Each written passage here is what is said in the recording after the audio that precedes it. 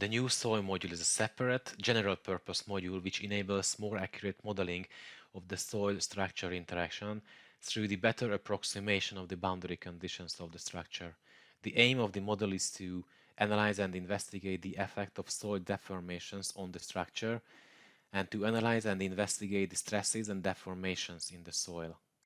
Soil module offers two approaches. First one is a more straightforward approach building on top of already available functionalities, which is the 1D, 2D Winkler support stiffness calculation, but based on the soil profiles under the individual support elements. The second one is a more sophisticated approach where the structure and the soil forms a coupled model. The soil is modeled with 3D soil elements using the real subsoil profiles and properties. The foundation of both approaches is the so-called terrain model, which is a 3D information set containing the soil profiles and the location of these soil profiles inside the modeling area. This terrain model is built up from the so-called borehole samples. The borehole sample function is accessible through the Elements tab, and it is a separate object which contains information on the subsoil layers and its location in the global modeling area. After having the terrain model built up, there are two options to choose from. First, let's check how the 1D, 2D Winkler support stiffness calculation approach works. A combination of a soil profile, the parameters of the footing, and the calculation is called a Winkler spring, representing an estimated support. This existing functionality has been improved, so if there are a terrain model available, soil profiles can be interpolated under each nodal, line, or surface support points from the stratigraphic model. This way, Winkler springs can be calculated in mass without the need of going through each support and adding their corresponding soil profiles. Let's see what it looks like in the software, what we've been shown so far. The model which will be used is a simple multi-story building. The concrete columns are supported by nodal supports, and the demonstration will show how the Winkler springs can be calculated automatically for these supports based on the terrain model. As the terrain model is built up by borehole samples, the first step is to define these. On the Elements tab, there is a dedicated button to add borehole sample to the model. On the Add Borehole Samples dialog, two things has to be assigned to a borehole. First is a soil profile. Profiles can be started from scratch, loaded from the model database, loaded from the soil library, which is available across multiple models, or can be picked up from a position of the terrain model if we have that already. Now a new soil profile is created from scratch. Soil profiles are defined on the Soil Profile Editor dialog, where thicknesses of each layers and the type of the soil layer has to be selected from the soil database. For this particular soil profile, a 3.7 meter thick dry sand, followed by a 6 meter thick loose sand, and a 6 meter thick sandy gravel will be used.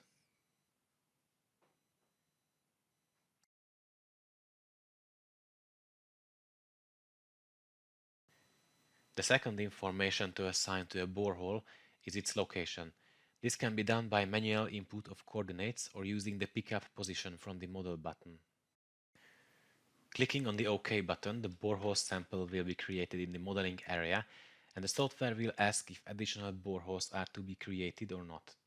Click on Yes, and definition of new borehole samples can be continued.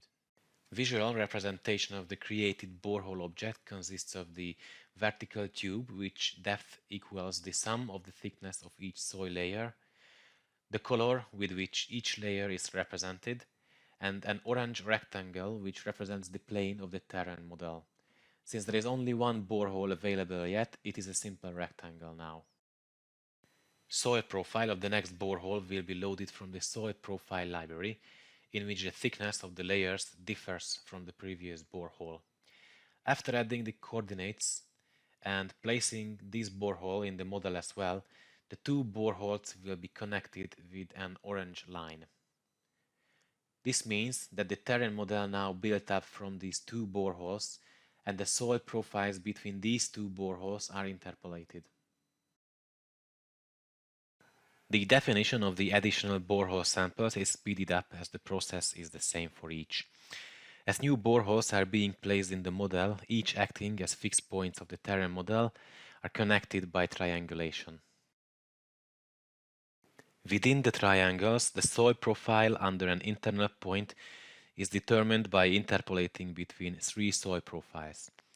Outside the convex hull of the terrain model, the soil profile is determined by extrapolation.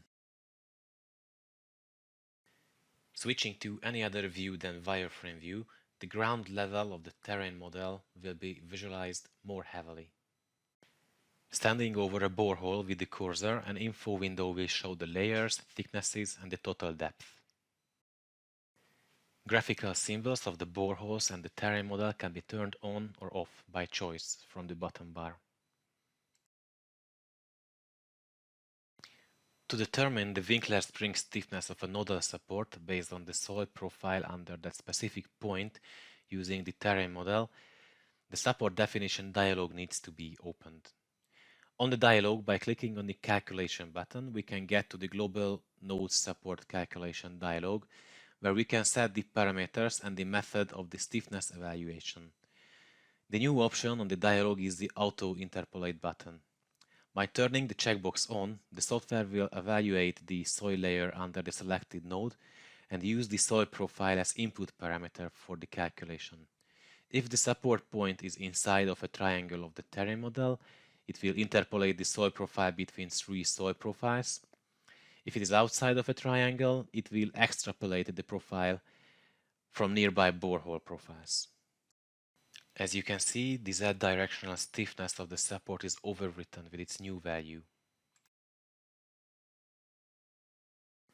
The same process can be applied in one step on many nodal, line, or surface supports as well.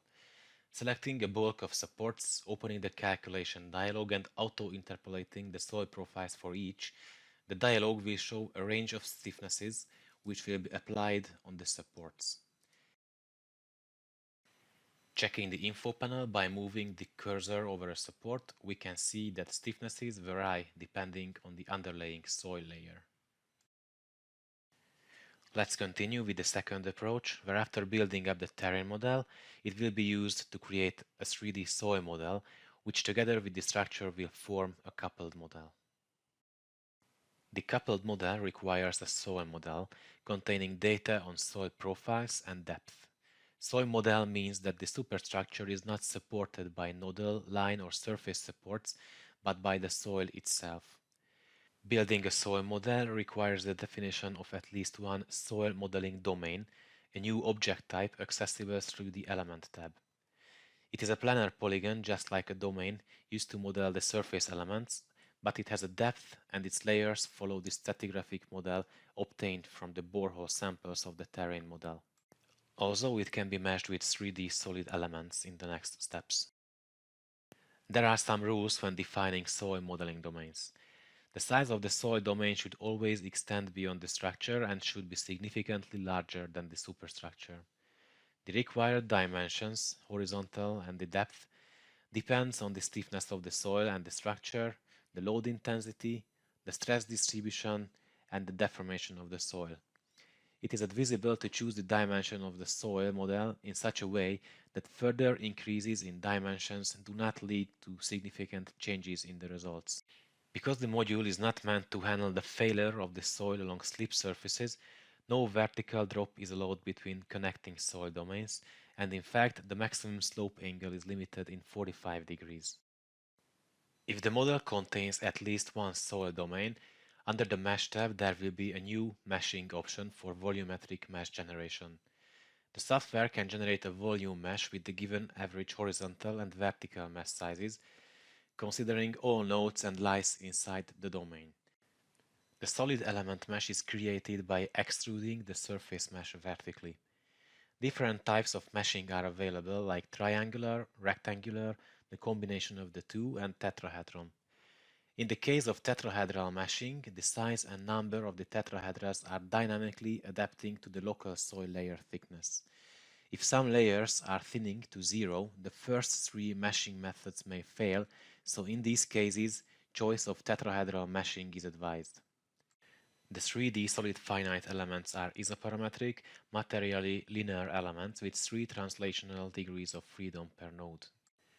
There are some rules to keep in mind when generating solid elements.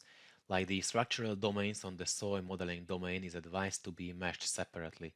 For design purposes, structural domains require finer mesh, while the soil can be meshed lighter, as the main focus is to get the deformation results and its effect on the superstructure. Modeling of pad strip footings are advised as pure column-wall connections on the soil are considered as singular zones. As for the boundary conditions, the bottom and on the sides of the soil model, nodes are rigidly supported in the normal direction and free in the rest. The results after the linear analysis are first and foremost are the deformations. Deformations are represented together with the deformations of the superstructure within the same result component. Soil stresses is a new result component including the axial strain in local x, y, and z directions, shear strains on local x, y, x, z, and y, z planes, the von Mises stress, S1, S2, S3 maximum, middle, minimum principal stresses, and the angle of the principal stresses. Soil strains, also a new result component, contains the axial strains in local directions, shear strain in local xy, xz, and yz plane, the maximum, middle, and minimum principal strains, angle of these principal strain directions, and the angle of the principal strain itself. As the current release is the first iteration of the module which will be followed by additional features in the future, it is important to highlight current limitations, namely that the structure has to be lying on the ground, meaning that no basements can be modeled yet. Initial state of the soil cannot be taken into account directly. No slip surface is considered. The soil has linear behavior. Effect of the water cannot be considered yet. As soil module provides completely new type of calculation methods and possibilities non-existent in AccessVM before, we made several verification tests to ensure results are reliable and in line with the theory. All verification examples and models are public and can be accessed through our website. Next, let's check how the presented features can be used in AccessVM X7. The initial state of the model what we are going to use already has the same terrain model what was defined in the previous demonstration. This terrain model will provide stratigraphic data for the soil domain. The soil domain itself will be defined with an extended contour. Remember that soil profiles at points inside of the boundaries of the terrain model will be interpolated, while points outside of its boundaries will be extrapolated. Visibility of the terrain model can be turned off, so the polygon of the soil modeling domain can be selected a bit easier. Soil modeling domain function is located in the middle of the Elements tab, and by starting it, the contour lines of the soil domain polygon has to be selected. On the definition dialog, the local x direction of the soil modeling domain can be determined by reference elements or can be set automatically. The local z direction is always perpendicular to the plane of the domain. The local y direction comes from the right-hand rule. Soil modeling domain can take into account either all borehole samples or a selected sample. In the first case, soil properties are determined from the stratigraphic model. In the second case, the same soil profile is assumed at every position. Depth value of D is the minimum depth of the soil model. Clicking OK will create the soil model with the depth we have set before and the layers which are defined by the borehole samples of the terrain model. Layers of the soil profiles can be turned on or off by choice from the bottom bar. As mentioned in the presentation before, working with soil structure coupled model requires the modeling of footings with domains of their actual sizes instead of using nodal or line supports. Contact between the footing and the soil is created automatically. This example model contains some very basic loadings like self-weight and live loads for each story. Meshing of the structure and the soil is performed separately. In general, it is advised to use a more dense mesh for the structure, which satisfies design perspectives, and a lighter mesh for the soil, from where the main information is the vertical deformations and the effect of the deformation differences back on the structure. Right now, a tetrahedral mesh will be applied, as this is the most suitable type of element to follow the changes in thickness of the soil layers. The mesh size will be 4 meters both for horizontal and for vertical directions.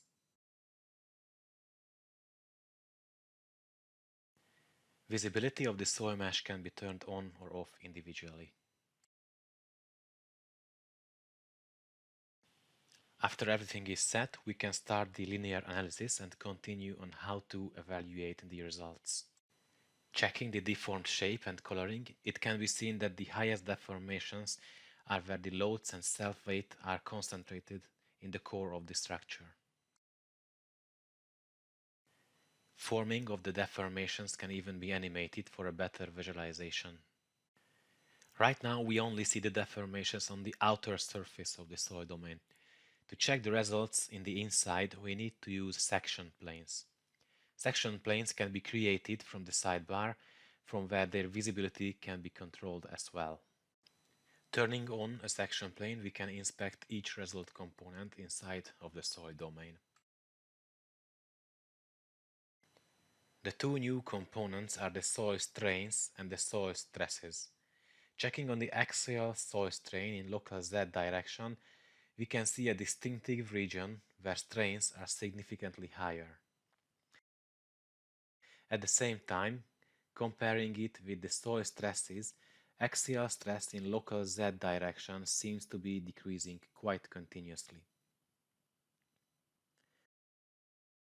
Turning on the soil layers, we can see that the zone with the high strain is inside the middle layer. Going back to the parameters of the soil layer, we can see that this middle layer of loose sand has a much lower modulus of elasticity than the adjacent layers.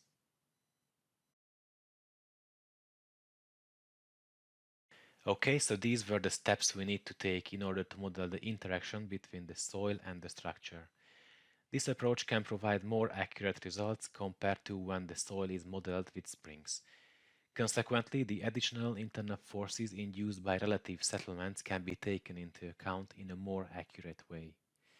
Design of structural elements and calculation of reinforcements is unchanged. The process is the same as it would be without the modeling of soil domains.